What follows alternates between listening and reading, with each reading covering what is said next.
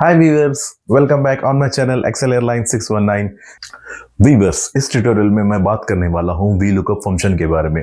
Previous tutorial में मैंने V lookup को जस्ट एज बेसिक तौर पर एक्सप्लेन किया था। इस ट्यूटोरियल में मैं आपको बताने वाला हूं कि वी लुकअप में थर्ड स्टेप जो होता है कॉलम इंडेक्स नंबर, जहां पर हम कॉलम नंबर देते हैं, जैसे column 2, column 3, column 4 etcetera. Okay, लेकिन मैं आपको शॉर्टकट बताऊंगा जहां पे हमको कॉलम नंबर डालने की जरूरत ही नहीं पड़ेगी। ओके, तो बिना किसी देरी के चलते हैं अपने लैपटॉप स्क्रीन पर। Welcome back friends on my laptop screen. Viewers, यहां पर मैं आपको टू अप्रोचेस बताऊंगा। फर्स्ट अप्रोच जो मैक्सिमम या मोस्टली यूजर्स फॉलो करते हैं। ओके, और यहां पर बॉटम में मैं आपको वो अप्रोच बताऊंगा जो कॉलम इंडेक्स नंबर को हम डायनेमिकली बना सकते हैं। तो चलिए जानते हैं first approach. Is equals to V lookup. Okay, lookup value मेरा ये सेल है और इसको मैं फ्रीज करता चला जाऊंगा, लुकअप वैल्यू और टेबल एरे को। ओके, इसको मैं फ्रीज कर दूंगा function F4। Okay, comma table array ये है मेरा टेबल एरे। ओके, इसको भी मैं फ्रीज कर दूंगा F4। ओके, कॉमा यहां पर आपसे पूछ रहा है third step column index number. Column index number मतलब इस टेबल में मुझे कौन से कॉलम से डेटा चाहिए। मुझे कॉलम 2 से चाहिए। ये 1 2 3 4 5 6 हमारे पास 6 कॉलम का टेबल अरे है और मुझे सेकंड कॉलम से डेटा चाहिए। तो इसके लिए मैं यूज करूंगा 2 comma 0, close the bracket and press enter. Okay, अब मैं यहाँ पे इसको इस फॉर्मूला को यहां से मैं यहां तक ट्रैक कर दूंगा। चलिए देखते हैं क्या होता है।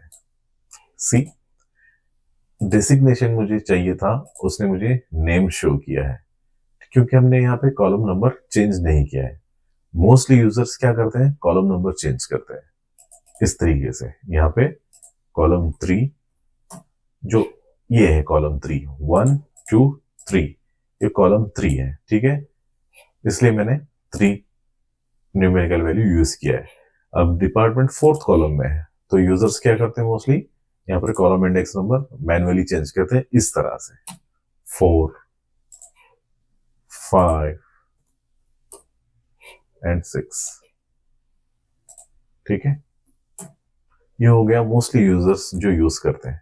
फॉर एग्जाम्पल, अगर आपके 40 कॉलम्स होंगे या 100 कॉलम्स होंगे या 150 कॉलम्स होंगे, क्या आप यही अप्रोच यूज करेंगे? नहीं ना, इसलिए क्योंकि आपका इसमें कंज्यूम, आपका टाइम जो है ना ज्यादा कंज्यूम होगा और आपके एफर्ट्स भी ज्यादा लगेगी। तो इसको मैं रिड्यूस करना चाहता हूँ, तो इसलिए मैं आपके लिए ये अप्रोच लाया हूँ जो कॉलम इंडेक्स नंबर को जैसे आपने मैन्युअली चेंज किया था हमने यहाँ पे ऑटोमेटिकली बना देंगे। तो चलिए जानते हैं। Equals to V lookup. Okay, same lookup value मेरी ये सेल है और इसको मैं फ्रीज करता हूँ। Okay, comma table array, same table array होगा। ओके, इसको भी मैं फ्रीज कर लेता हूँ फंक्शन F4, कॉमा मैं यहाँ पर मैन्युअली नंबर नहीं दूंगा, मैं यहाँ पर यूज करूंगा columns function. Okay, COLUMNS। Okay, अभी आपसे पूछ रहा है अरे। अरे क्या होता है सर? अरे मतलब एक रेंज को कहते हैं। रेंज मतलब एक एग्जांपल मैं आपको दूंगा, जैसे कि एक ट्रेन है। ठीक है, एक इंजन होता है जो स्टार्टिंग में होता है और जो लास्ट जो बोगी होता है वो गार्ड का होता है जो सिग्नल देता है। तो इसके बीच में जितने भी बोगीज आते हैं इसको हम कहते हैं range. Engine to last bogie, that is called range. ठीक है, इसे हम रेंज कहते हैं। ठीक है, ये कॉलम्स भी इसी तरह होता है। चलिए मैं बताता हूं कि पहले वीलुकअप को डायनेमिकली कैसे करेंगे, उसके बाद मैं आपको एक्सप्लेन करूंगा कि कॉलम्स फंक्शन वर्क कैसे करता है। ओके, यहाँ पर हम कॉलम्स टाइप करने के बाद कहीं भी आप वर्कशीट में कहीं भी आप अपना कॉलम रेंज दे सकते हैं, जैसे कि मैं यहां पर देता हूं। ठीक है, ये हो गया मेरा फर्स्ट सेल और ये हो गया मेरा सेकंड सेल। ठीक है, ये हो गई एक range first to second. Okay, मैं अपने फर्स्ट सेल को है ना फ्रीज कर दूंगा। ठीक है, F4।